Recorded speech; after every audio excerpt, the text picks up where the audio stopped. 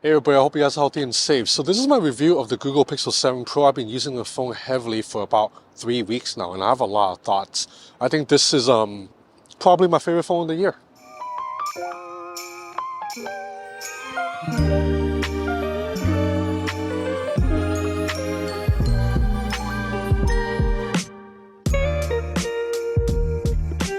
So ever since the first Pixel, the Pixels have had really good software, but Google actually didn't really figure out hardware until very recently. Every previous Pixel phone before that had like a fatal flaw in my opinion.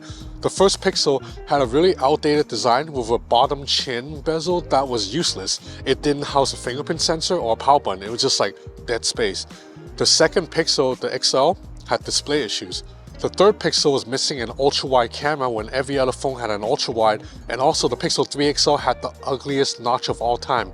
The Pixel 4 had a chunky forehead bezel, housing a 3D facial scanning system that didn't really work that well. The Pixel 5 is actually a pretty good phone, but it used a mid-tier chip and mid-tier construction. Google finally figured it out with the Pixel 6, which had a premium, unique-looking design and upgraded camera hardware too. But even then, the Pixel 6 has some major flaws: an optical fingerprint scanner that was way too slow and a screen that was a little bit dim. The Pixel 7 Pro finally fixes all of those issues. The optical in-display fingerprint scanner now is much faster than before. It is now on par with like the S22 Ultra's fingerprint scanner. And the 6.7-inch display gets plenty bright. 1500 nits of max brightness, bright enough for outdoor use even under harsh sunlight. So after fixing these two flaws, the Pixel 7 Pro finally has hardware that can be considered as premium and as well made as anything made by Apple, Samsung, or Huawei. Okay, so let's look at the overall hardware. The 6.7-inch OLED display is gorgeous. Like I said, it's brighter than last year. 120Hz refresh rate. Curves on the left and right side, which I like. And it's also reinforced by Gorilla Glass Victus. The back is also reinforced by Gorilla Glass Victus right here. And this striking camera bar that was introduced in the Pixel 6 series returns. But on the 7 Pro, the glass bar is made of aluminum and actually wraps around and blends into the aluminum chassis seamlessly. It's a really nice premium feel, a little bit more refined and polished than the Pixel 6 Pro's already excellent hardware. And I'm a huge fan of this white color. I think it strikes a good balance with this shiny metallic look.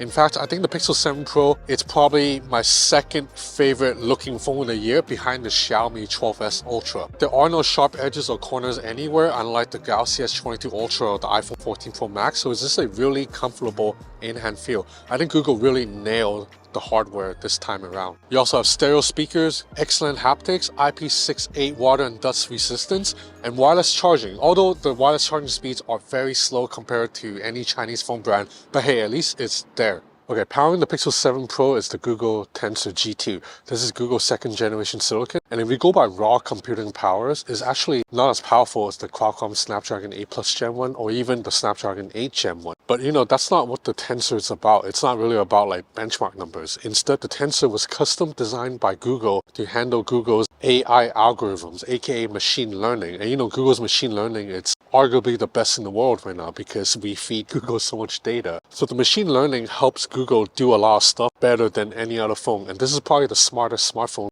that I've ever used. For example, the voice dictation on the Google Pixel 7 Pro is so good, it is a complete game changer for me. I can just talk to the Pixel 7 Pro like right now, talking in my normal tone of voice, and I'm recording, and it will record my voice and also transcribe my words in real time. And it will pick up all my words at like 95 to 98% accuracy. I can try to do this with an iPhone or any other Android phone with Google Assistant, and the accuracy drops to maybe like 75%. And all this processing is done on device, meaning you don't need an internet connection.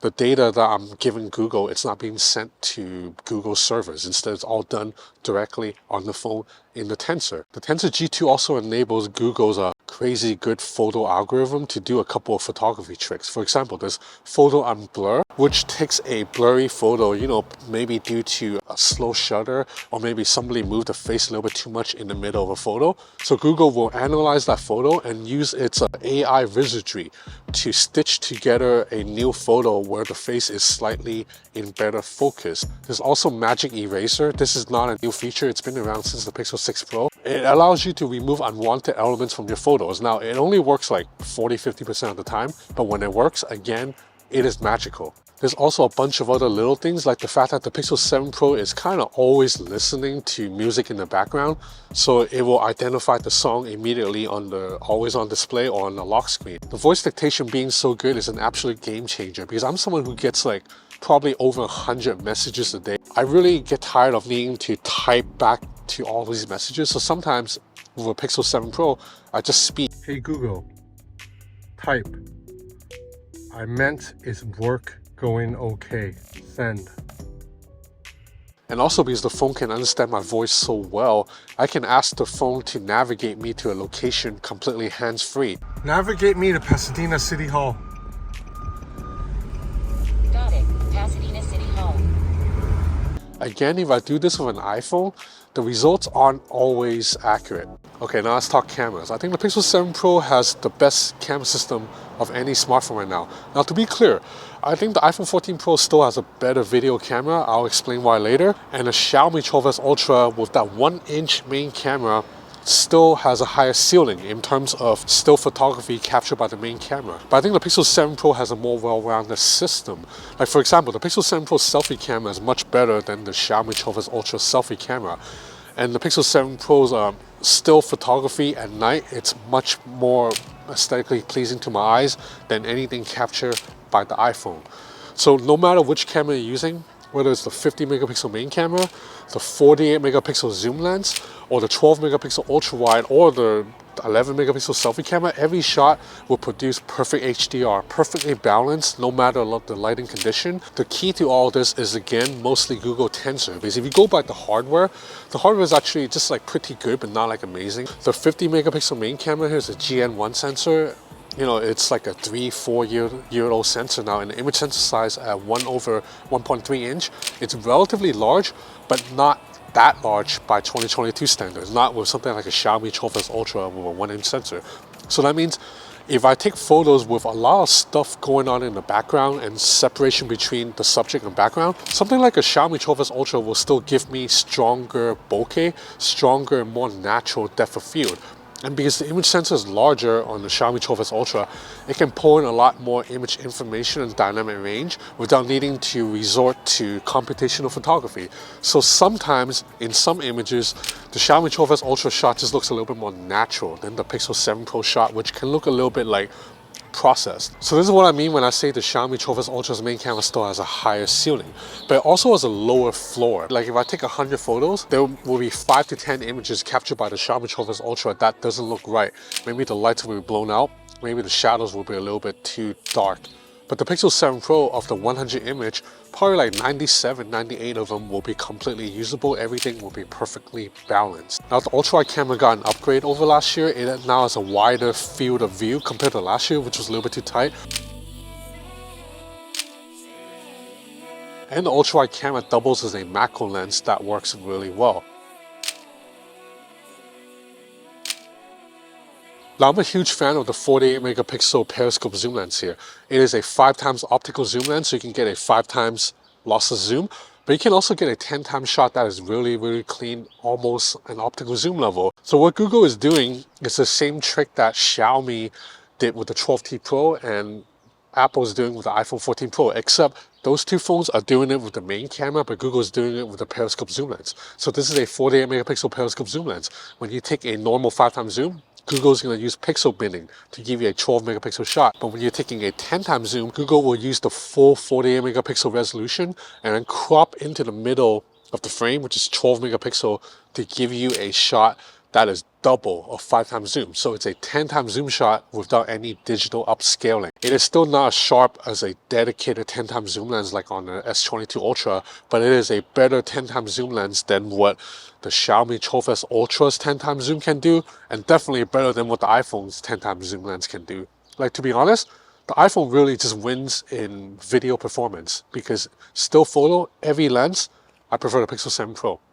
Now, we do need to talk about video though. The Pixel 7 Pro's video, thankfully, is much better than last year. Stabilization during the day is almost flawless, but at night you still get a little bit of that micro shakes and jerkiness that you get from most Android phones. On an iPhone, you don't really get that even at night. You get a little bit more noise, but footage is still kind of stable. Also, Google introduces a new cinematic mode this year, which is basically like video portrait mode. It will do an artificial bokeh around your head. Now, the artificial bokeh is a little bit too strong in my opinion, so most of the time I think it looks a little bit fake, but sometimes with the right lighting and the right subjects, the video does have an extra cinematic flair that you can get shooting in normal video mode. However, the one weakness is that you cannot adjust the degree of blur anytime at all. You can't adjust it during shooting and you can't adjust it after the shot. With the iPhone 14 Pro, cinematic mode here is awesome. You can adjust the blur during the shoot, after the shoot, you know, like later when you're in Final Cut Pro. There's just a lot of customization you can do to change the depth of field on the iPhone. You cannot do that with the Pixel 7 Pro. So little things like that makes the iPhone still the video camera king. But overall, the video performance in the Pixel 7 Pro is much better than before. So you factor in all of that, and this is the most well-rounded camera system. Like I said, I still prefer to shoot with the Xiaomi 12S Ultra's main camera over any other phone. But you know, if you talk about the whole system, if I can only bring one phone with me on a trip to film, I will have to bring the Google Pixel 7 Pro. Okay, now let's talk software really quick. This phone runs Android 13 out of the box, obviously. The benefits of owning a Google phone is you will always get the latest version of Android. Whenever Google releases Android 14, this phone will get it first before like a Samsung phone or a Xiaomi phone. Android 13 this year doesn't bring that many new things over Android 12. For the most part, the software here will look very similar to the software in the Pixel 6 Pro, which is mostly good. I'm a fan of the design, the aesthetics.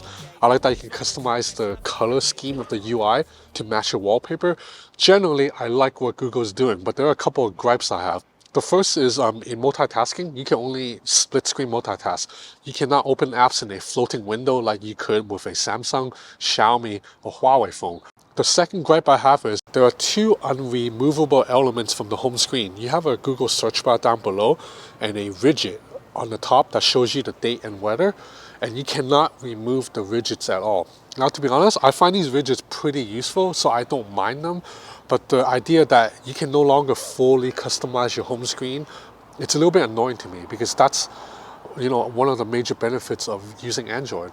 Like now you have two elements here that you cannot get rid of. They have to sit there at all times. That sounds a little bit draconian. That sounds a little bit like an iPhone to me. Other than that, the software performance has been good, and also battery life is great too. There's a 5,000 mAh battery in here, and it's been good enough to last me all day. I'm a very heavy user on weekends. I'm out for like 12, 13, 14 hours, and the phone has been able to last me the entire 14 hours and still finish with like 10-15% battery life left. So it's not like amazing epic battery life, but it's good enough. So overall, the Pixel 7 Pro kind of nails everything. Like I said at the beginning, there isn't a glaring weakness with this phone anymore. And best of all, Google's pricing this thing at $899 US. That's a very competitive price. It's like $200 cheaper than the iPhone 14 Pro Max, and also like $150 cheaper than the Galaxy S22 Ultra. So that means for a lot of people, you know, when you factor in everything, price, value, performance, software, overall look and design, it's very hard to beat the Pixel 7 Pro, man. This is like the best overall phone in the world right now. And for me, I use it mainly because I love the cameras and how intelligent the software is. Being able to just use voice dictation to respond to messages, being able to tell Google, hey, navigate me here without needing to touch the phone, it's very useful and makes my life a little bit easier. So I think this is my phone of the year, man. So that's about it for this review. I hope you enjoyed this video. If you did, please consider subscribing to my channel. I have a lot more content coming up. That's it for now. Thanks for watching. You feel alive, let's hit the dance floor. Don't work too hard, might break a backbone. Return of the Mac, the king is back though. Corvette and cash, I never lack those.